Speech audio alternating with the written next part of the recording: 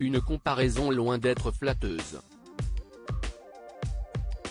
Depuis son départ de Matignon en 2020, Édouard Philippe déchaîne les passions en Macronie. En interne ou dans la presse, les noms d'oiseaux et critiques en tout genre fleurissent entre les deux camps. Il y a quelques jours dans le Figaro, la majorité s'est de nouveau lâchée sur celui que l'on pense déjà être en campagne pour l'élection présidentielle de 2027. C'est Giscard sans destin, se moque-t-il ainsi, tandis que d'autres le comparent à un autre grand politique, c'est Delors en plomb. Pointe on avait Édouard Balladur, voilà Édouard Ballablanc.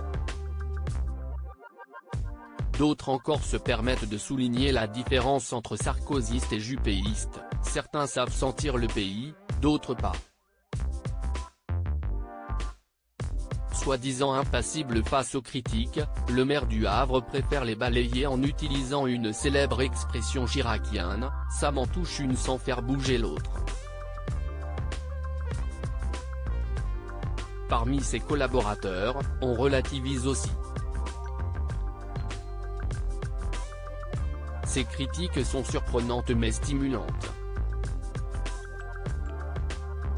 Jusqu'à présent, elles ont plutôt favorisé le développement d'Horizon, s'amuse le eurodéputé Gilles Boyer.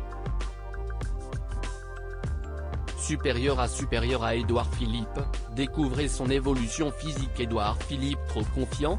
Début février, Édouard Philippe était l'invité de Bruce Toussaint sur BFM TV. Durant cette interview, l'ancien locataire de Matignon a été interrogé sur ses ambitions pour la prochaine élection présidentielle.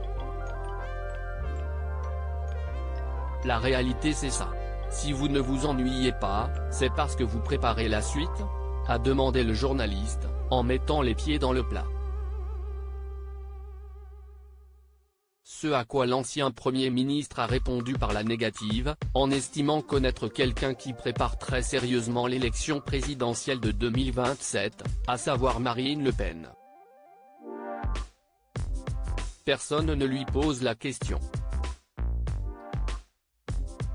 Plus exactement, la question paraît évidente pour tout le monde s'agissant d'elle, et elle le dit d'ailleurs, a affirmé Édouard Philippe, en ajoutant, et je vais vous dire, les chances qu'elle a d'accéder au pouvoir en 2027 sont loin d'être négligeables.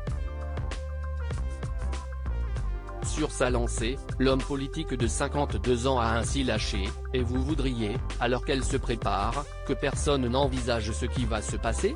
Pour sa part, l'ancien Premier ministre a déclaré que ce n'est pas du tout son cas et, qu'en ce sens, il est extrêmement précieux que beaucoup de gens pensent à 2027, pas simplement, lui. Crédit photo, Baptiste Autissier panoramique.